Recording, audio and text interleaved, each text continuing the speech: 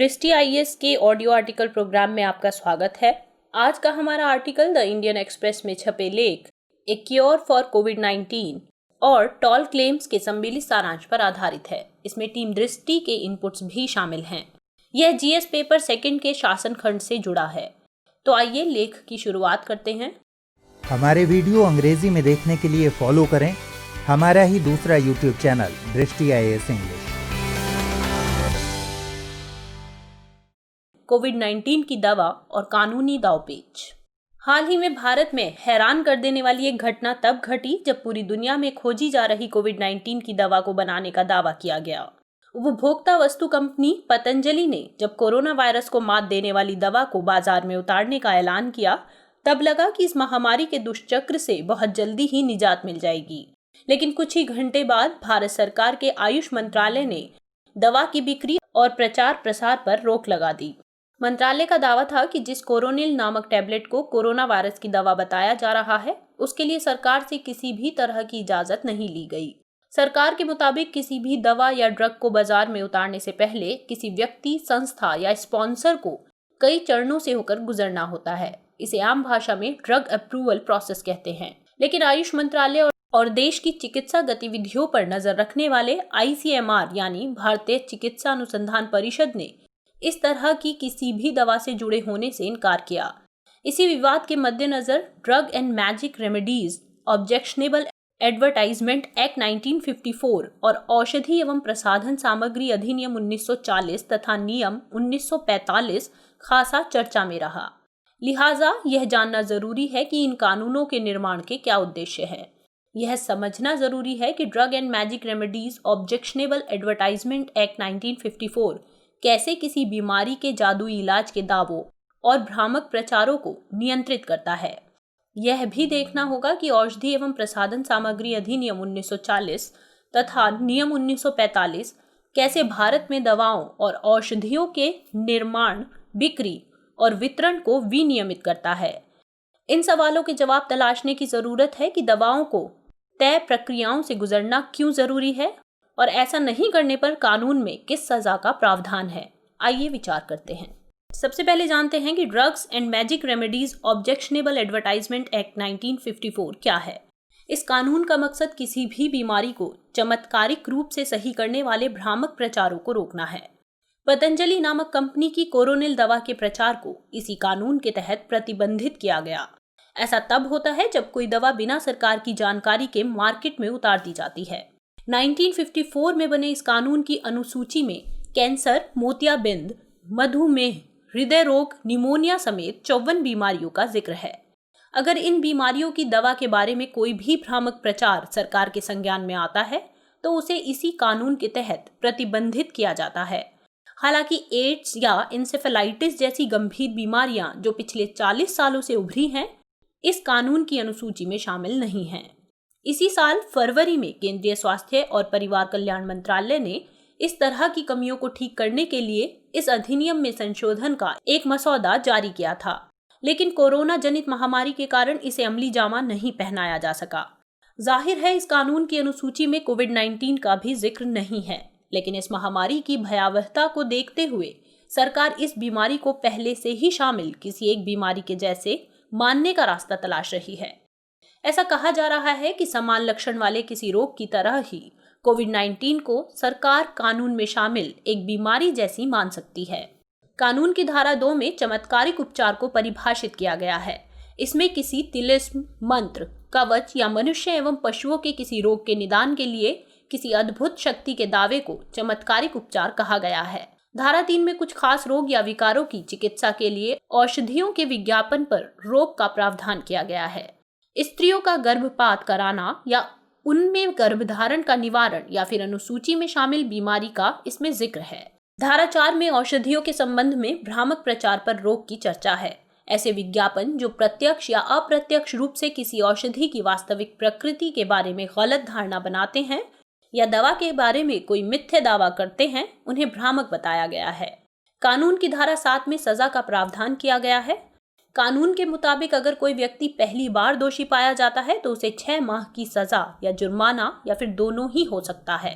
अगर वही व्यक्ति दूसरी बार दोषी करार दिया जाता है तो 1 साल की सजा या जुर्माना या फिर सजा और जुर्माना दोनों ही हो सकते हैं। अब जानते हैं कि किसी दवा को अप्रूवल पाने के लिए किन किन प्रक्रियाओं से गुजरना होता है। दरअसल किसी भी दवा को विकसित करने और उसे बाजार में उतारने में अच्छा खासा वक्त लगता है। जानकारों की माने तो सामान्य परिस्थितियों में किसी दवा को विकसित करने और उसका क्लिनिकल ट्रायल पूरा होने में कम से कम 3 साल तक का समय लगता है। हालांकि आपातकालीन स्थिति में दवा को बाजार में आने में लगभग साल भर तक का वक्त लग जाता है।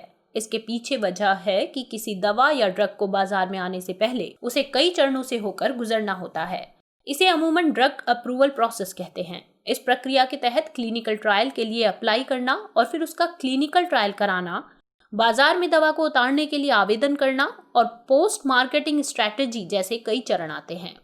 किसी दवा की अप्रूवल के लिए सबसे पहले इन्वेस्टिगेशनल न्यू ड्रग एप्लीकेशन यानी IND को CDSCO यानी central drug standard control organisation के मुख्यालय में जमा करना होता है। इसके बाद न्यू ड्रग डिवीजन इसका परीक्षण करता है। इस परीक्षण के बाद IND कमिटी इसका गहन अध्ययन और समीक्षा करती है। इस समीक्षा के बाद इस नई दवा को drug controller general of India के पास भेजा जाता है। अगर drug controller general of India IND के इस आवेदन को सहमति दे देते हैं तो इसके बाद क्लिनिकल ट्रायल की बारी आती है। क्लिनिकल ट्रायल के चरण पूरे होने के बाद CDSCO के पास दोबारा एक आवेदन करना होता है। यह आवेदन न्यू ड्रग रजिस्ट्रेशन के लिए होता है। एक बार फिर drug controller general of India इसे रिव्यू करते हैं। अगर यह नई दवा सभी मानकों पर खरी उतरती है तब जाकर इसके लिए लाइसेंस जारी किया जाता है। लेकिन अगर यह सभी मानकों पर खरी नहीं उतरती है तो इसे रद्द कर दिया जाता है। भारत में किसी नई दवा के लिए अगर लाइसेंस हासिल करना है तो कई मानकों का ध्यान रखना होता है।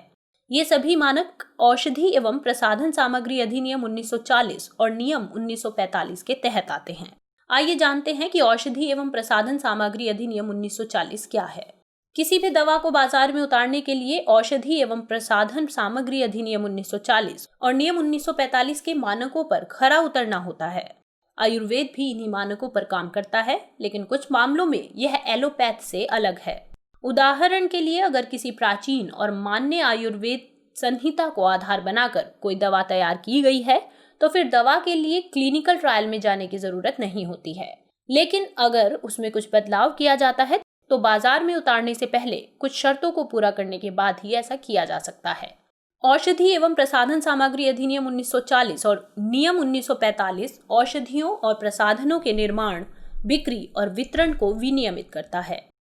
इसके अनुसार कोई भी व्यक्ति या फर्म राज्य सरकार द्वारा जारी उपयुक्त लाइसेंस के बिना औषधियों का स्टॉक, बिक्री या वितरण नहीं कर सकता। दरअसल देश के हर राज्य में स्टेट ड्रग कंट्रोलर होते हैं जो अपने राज्य में दवा के मैन्युफैक्चर के लिए लाइसेंस जारी करते हैं। जिस राज्य में दवा का निर्माण होना है वहां स्टेट ड्रग कंट्रोलर से अप्रूवल लेना होता है। ये नियम व शर्तें केवल नई दवाओं को बाजार में लाने के लिए नहीं है, बल्कि अनुसूचित दवाओं को भी बाजार में लाने के लिए इन शर्तों पर चलना होता है। अनुसूचित दवा का मतलब ऐसी दवाओं से है जो पहले से ही national list of essential medicine में शामिल हैं।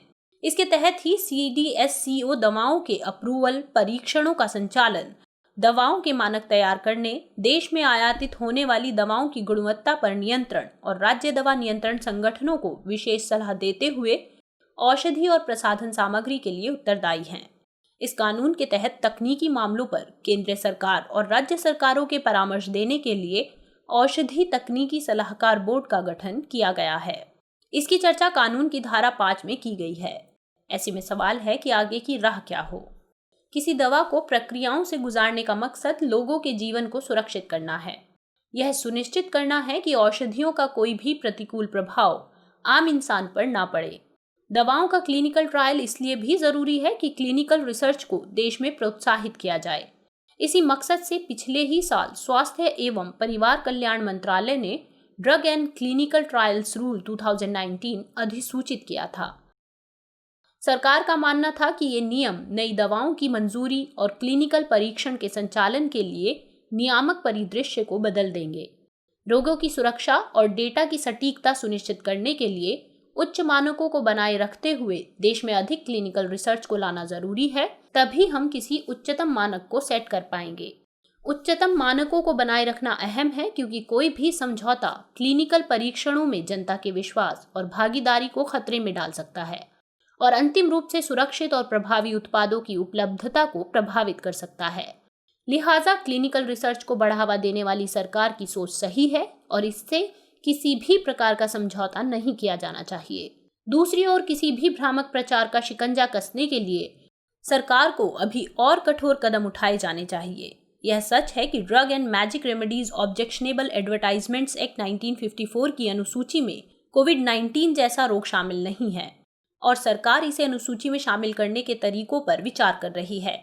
ऐसे में सरकार यहाँ पर अध्यादेश का रास्ता अपना सकती है, जैसा कि उसने डॉक्टरों की सुरक्षा के लिए 123 साल पुराने एपिडेमिक डिजीज एक्ट 1897 में संशोधन अध्यादेश को मंजूरी दी।